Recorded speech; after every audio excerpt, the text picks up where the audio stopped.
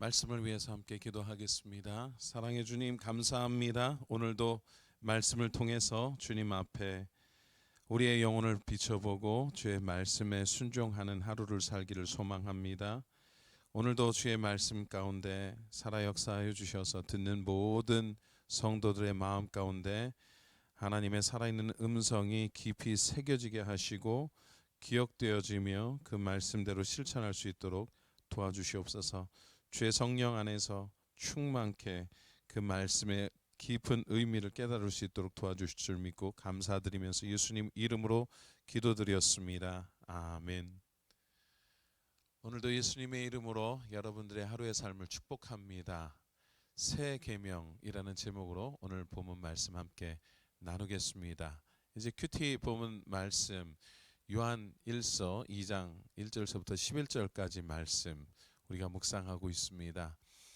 요한 1서 말씀은 신약 성경에서 제일 마지막에 쓰여진 성경입니다.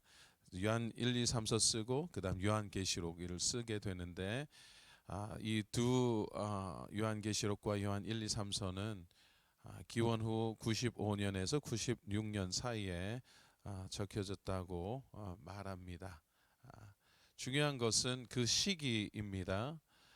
로마 시대 때 이 기원 후 64년서부터 기원 후 311년까지 아주 장기간 동안 열차례에 거쳐서 이 기독교에 대한 심한 박해가 있었는데 오늘 본문이 쓰여지는 배경은 바로 90년대서부터 시작된 이 도미티아누스 황제로부터 시작된 그 박해가 시작된 그 이후에 말씀이 적혀 내려져 가고 있습니다. 이러한 동일한 박해가 오늘날 일어난다 그러면 정말 그 박해 가운데서 그 신앙을 지키려 그러는 성도들이 얼마나 될까 한번 우리가 생각해 볼 필요가 있습니다. 아니 다른 사람은 둘째치고 내 자신이 그 박해 가운데서도 나의 신앙을 지킬 수 있을까? 도미티아누스 황제는 그 로마 시대 때는 이 황제들이 자신의 그 정치적인 치적이 굉장히 정치를 잘했거나 그리고 훌륭한 정치를 해서 죽게 되면 로마 사람들이 그 죽은 황제들을 신으로 숭배하는 그런 문화였습니다. 근데 도미티아누스 황제는 자기가 살아있을 때 신적인 존재로 추앙받기를 원했죠. 그러니까 살아있는 상태에서 신으로 추앙받는 그 문제를 본인이 하려고 하다 보니까 가장 큰 걸림돌이 있었습니다. 누구냐 하면 기독교인들이었습니다. 이 로마 시대 때서부터 핍박을 하면 할수록 이 기독교의 아이러니입니다.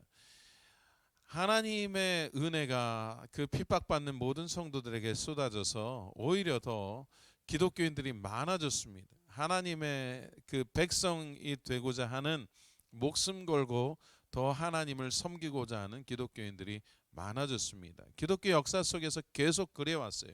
기독교는 핍박하면 핍박할수록 그 복음의 진리가 더 크게 더 널리 더 많은 사람들에게 증거되어지고 더 많은 사람들이 주 앞에 돌아오는 역사가 있었죠.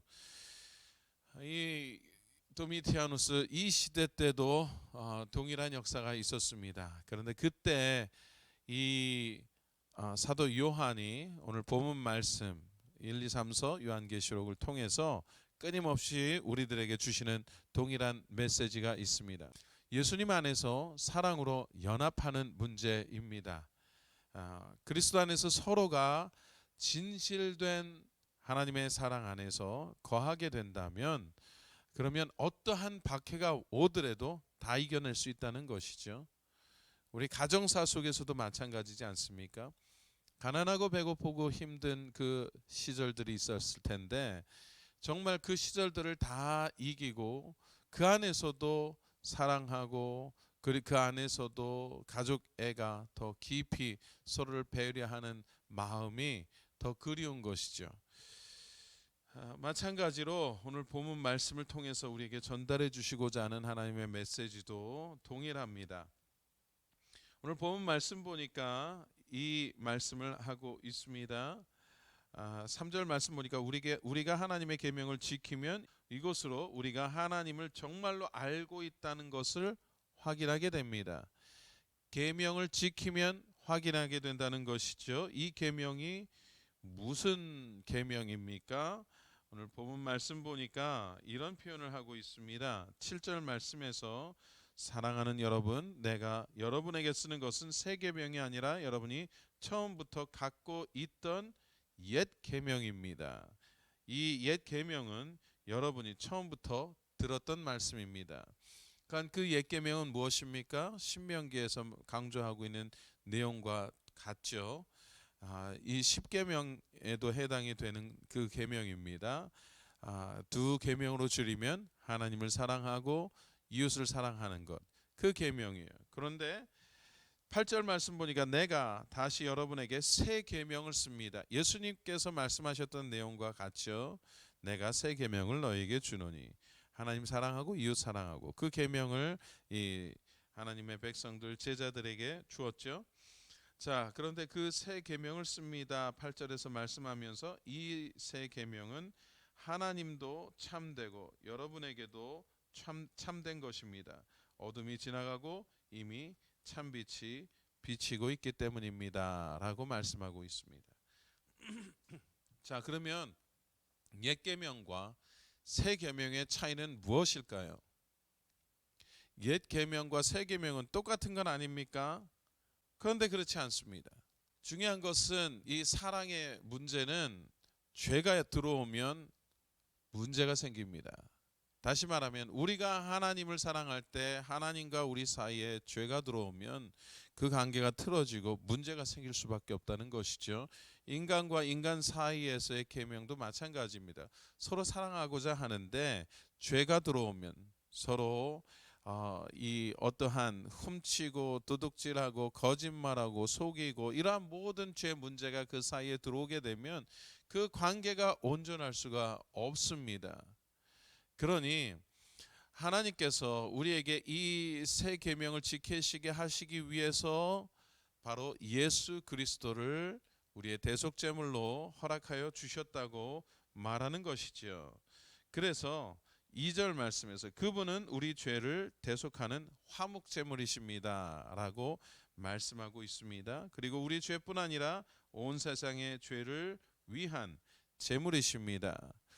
자, 하나님과 우리 인간 사이에 죄 문제를 예수님께서 화목제물로 그 피값으로 그 죄를 없애버리셨습니다. 예수님 때문에 우리가 하나님 앞에 기도할 수 있고 하나님과 소통할 수 있고 하나님을 사랑할 수 있게 되었습니다. 우리가 죄가 많은데 그 죄를 덮어주셨기 때문이에요. 그리고 오직 예수 그리스도 안에서 하나님과 소통이 이루어졌습니다. 저와 여러분들이 예수님의 이름으로 기도하죠. 예수님의 이름으로 기도합니다 라고 기도를 마치지 않습니까? 마찬가지로 인간과 인간 사이에서도 예수님께서 그 죄에 대한 허물을 다 덮어주셨습니다. 그러니 우리가 형제가 무슨 죄를 범하든 7번씩 7번 용서하라고 말씀하신 그 이유도 마찬가지입니다. 예수님께서 용서하신 그 형제를 나도 용서해야 된다라고 가르치는 것이 성경의 가르침이기 때문입니다. 그것은 바로 예수님 때문에 이루어지는 사랑의 관계에 대한 회복을 말씀해주고 있는 것이죠. 이러한 하나님의 계명, 바로 하나님 사랑 그리고 이웃 사랑, 내 자식과 내 친형제들을 넘어서서 내 부모를 사랑하는 것을 넘어서서 바로 우리 삶의 주변에 있는 사람들을 주님의 이름으로 사랑하게 하셨다는 겁니다. 그들의 실수와 허물을 드러내고 죄를 드러내고 그리고 그 죄를 정죄하려고 그러고 그걸 따지고 이렇게 하는 그런 모습 자체를 주님께서 주님의 이름으로 막아주시고 오히려 예수 그리스도 사랑으로 죄를 덮어주시고 예수님이 하신 그 화목제물의 사역을 우리로 하여금 하게 하신다는 것이죠. 그러니 죄와 허물을 덮으시는 주님의 능력으로 형제의 죄와 허물을 덮어주고 용서한다면 여러분 그 안에서 얼마나 진실된 사랑이 싹트겠습니까? 바로 그러한 메시지를 오늘 우리에게 던져주시고 있습니다. 세상에 아무리 큰 핍박과 환난이 찾아오더라도 하나님 안에서 사랑하고 형제 안에서 사랑한다면 그러면 그 모든 세월들을 다 이겨나갈 수 있다는 것이죠. 죽음을 넘어선 사랑입니다. 이 사랑은 모든 것을 이기게 하기 때문입니다. 우리가 앞으로 살아갈 세상도 이 기독교인들을 향해서 더 많은 어려움들이 있을 것입니다. 더 많은 신앙생활하기 힘든 일들이 있을 것입니다.